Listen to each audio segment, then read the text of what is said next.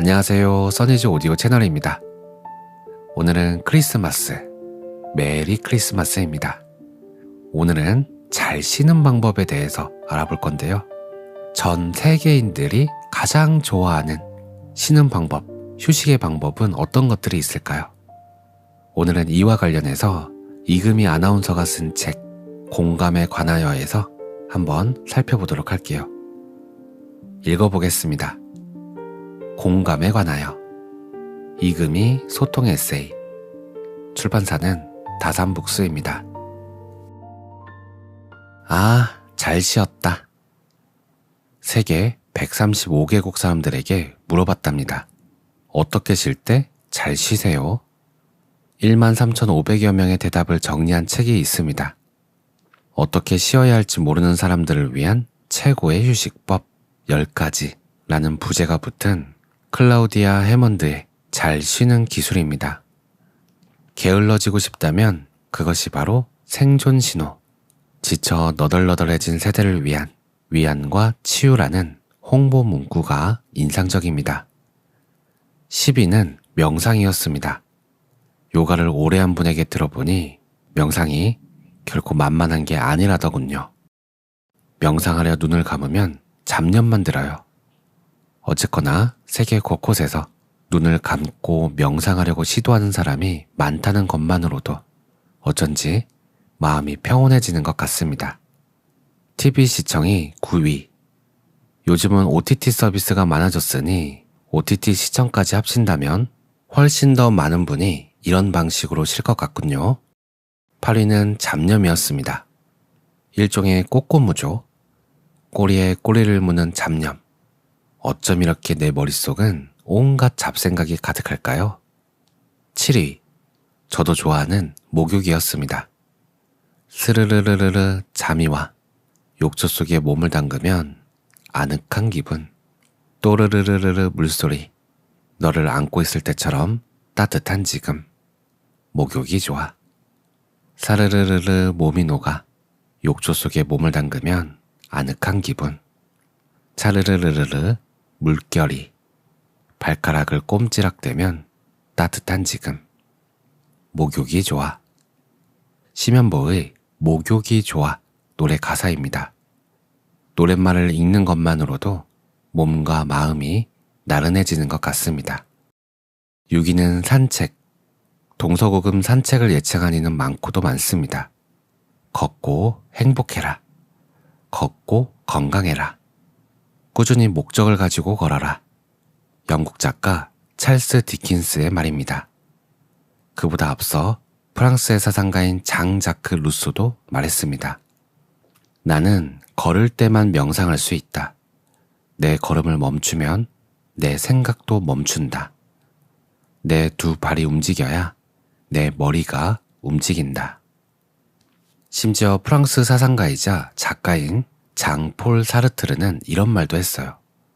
인간은 걸을 수 있는 만큼만 존재한다. 인류가 다른 동물과 달라진 지점이 직립보행의 시도라는 과학자가 많습니다. 직립보행 이후 비로소 두 손을 사용할 수 있게 되어 문명과 문화가 발생했다고 말이죠. 동의보감의 허준 선생도 걷기가 몸에 좋다고 하셨습니다.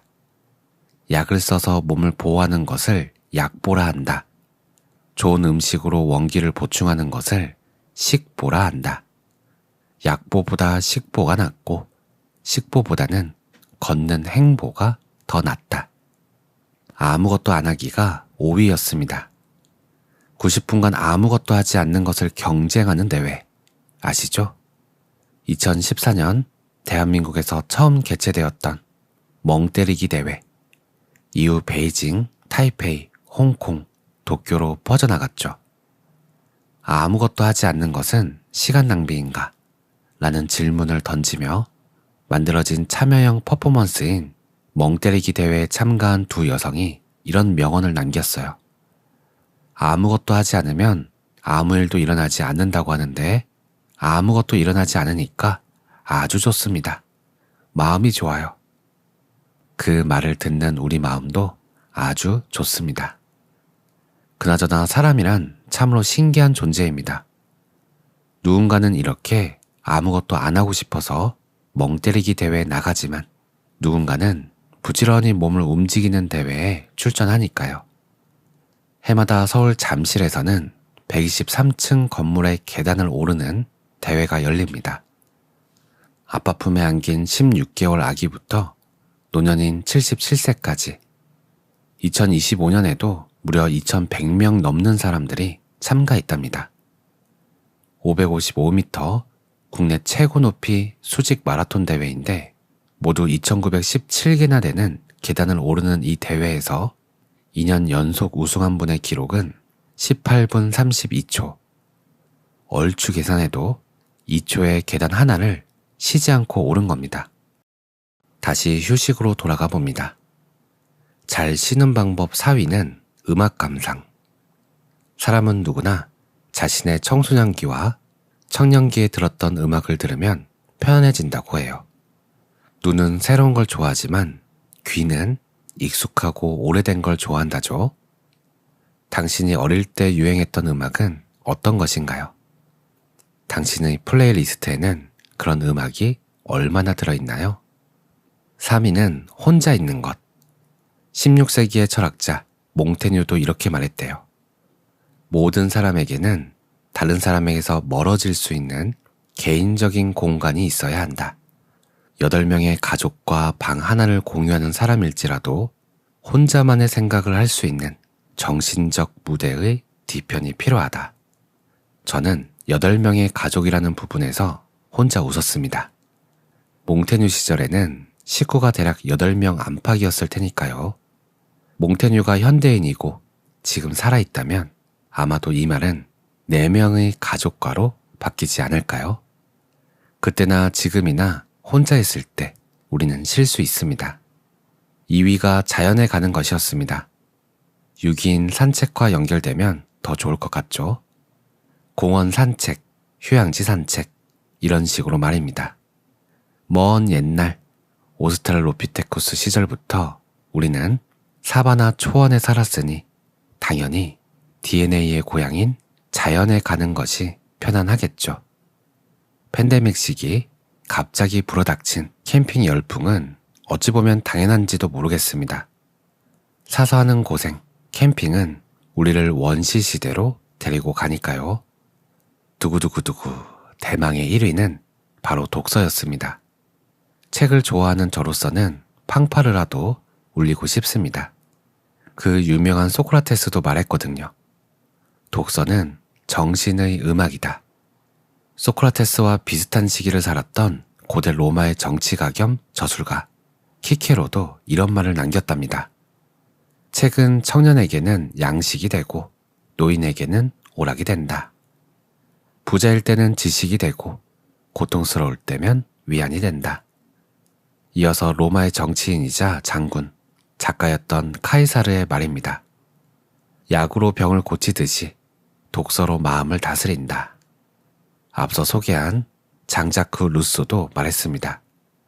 독서는 마음의 휴식이다. 이 글을 쓰고 있는 지금도 저는 도스토옙스키의 말에 기대고 있습니다. 한 인간의 존재를 결정짓는 것은 그가 읽은 책과 그가 쓴 글이다. 세계 35개 나라에 사는 13,500여 명이 쉬는 방법엔 몇 가지 공통점이 있습니다. 첫째, 돈이 거의 들지 않는다. 둘째, 혼자서 할 수 있다. 셋째, 매일 할 수도 있다. 마지막으로 시간을 별로 들이지 않아도 된다. 그래서 매일 혼자 짧은 시간이라도 위의 방법 중 몇 가지를 꼭 하라고 정신과 전문의는 권하더군요. 책 읽기를 좋아하며 하루도 빠짐없이 산책하면서 공원을 찾아가고 직업 덕분에 매일 음악을 2시간씩 듣는 저로서도 매우 위안이 되는 말이었어요. 인간은 원래 잘 쉬었습니다. 일을 잘하는 게 아니라요. 원시시대 사바나 초원에서 오스트랄로피테쿠스가 일을 했을까요? 잘 쉬었을 겁니다. 우리 이렇게 생각해 볼까요? 쉼없이 일만 하던 시절, 잘 쉬는 것이 무엇보다 중요하다는 것을 절감했습니다. 1990년대 후반, 무려 5년 6개월 동안 거의 하루도 쉬지 못하고 일했습니다. 매일 아침 TV 생방송 프로그램, 오후 라디오 생방송 프로그램을 진행했습니다. 토요일에는 저녁 TV 생방송 프로그램, 일요일에는 TV 녹화 프로그램을 했죠. 제가 워낙 일하는 걸 좋아하기도 했지만 회사로서도 나쁘지 않은 선택이었을 겁니다. 아직 프리랜서가 되기 전이라 회당 2만 원에 프로그램을 맡길 수 있었으니까요. 그때 알게 됐습니다. 매주 월요일 새벽이면 제가 어떤 상태가 되는지. 아유, 또 월요일이네. 저절로 한숨이 나왔고 어디 누가 건드리기만 해봐라. 마음이 뾰족해져서 출근했거든요.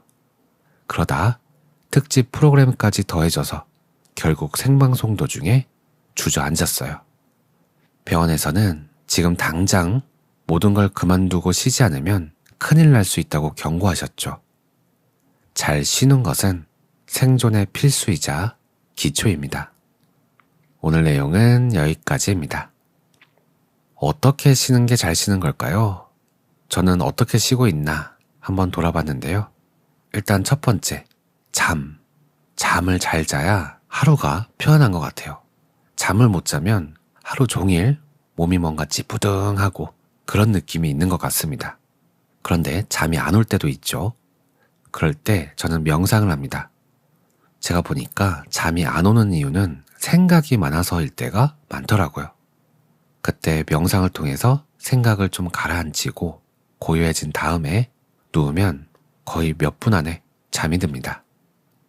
그리고 아침에 일어나서도 명상을 해요.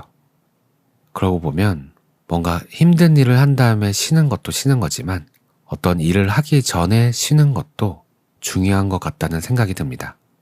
저는 명상을 쉬는 거라고 생각을 하거든요. 특히 생각을 쉬는 것, 그리고 몸의 상태를 알아차리는 것. 이것이 전부 명상이라고 생각을 하고 하루 시작하기 전, 그리고 하루를 마무리하면서 이때 명상을 하는 것이 마치 정신적 샤워를 한 것 같은 그런 느낌이 듭니다. 그리고 저는 실제로 샤워하는 것도 굉장히 좋아합니다. 흐르는 물에 빨가벗고 머리부터 물을 쫙 뿌리면 그 흐르는 물들이 제가 갖고 있던 혼란스럽고 뒤엉킨 에너지들을 다시 정렬시켜주는 것 같은 느낌이 들어요. 그리고 여행도 좋은 것 같아요. 여행도 휴식의 한 종류인 것 같은데 숙소만 정해놓고 훌쩍 떠나서 별다른 계획 없이 별 생각 없이 무작정 돌아다니다 보면 의외의 발견들을 할 때가 있어요.